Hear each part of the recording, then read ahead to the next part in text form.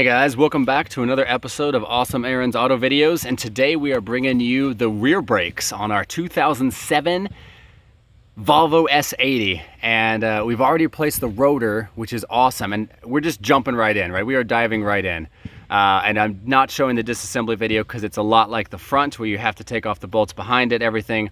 It's a little bit simpler, the bolt sizes are a little different, but one of the things that is a lot different for this is the carrier piece here. So zooming in, you've got this 13 millimeter guy here, and goes into this 15 millimeter glide pin. Now, one of the things you want to make sure is when you remove this one, that you hold this with a 15 while you're undoing this one. Why, you ask?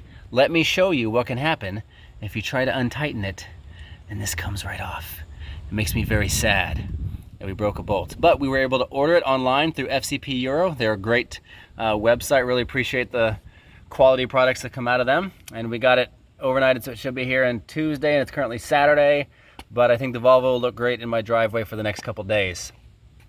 So yeah, everything else about taking off the brakes, really simple. We removed here is the caliper, thank you, and where you can see we've already pressed the piston in using a brake pad and a C-clamp. And then one of the things we also did, you want to make sure of, is remove the master cylinder cap again, because look at that fluid level, look how high that is.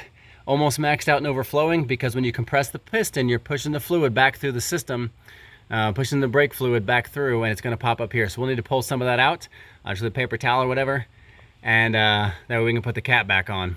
I'm gonna go back down to the car. So the stuff that we've used so far and cleaning this up is this brake parts cleaner worked pretty good. To get the boots off, one of the things that's not in the picture here are these little rubber boots that go around right here. I pulled those off. I don't know where I put them right now. Actually, I do know where I put them. So these go on there. Pulled those off, and to do that I used just a little tiny hook and hooked it around there and pulled that off. Be real gentle. But this knobbed in right here goes towards the head of the bolt, if you guys have any questions about how that works. And otherwise, to get the rotor off, we actually had to release the e-brake. I'm sorry, we had to keep the e-brake down to loosen this retaining bolt.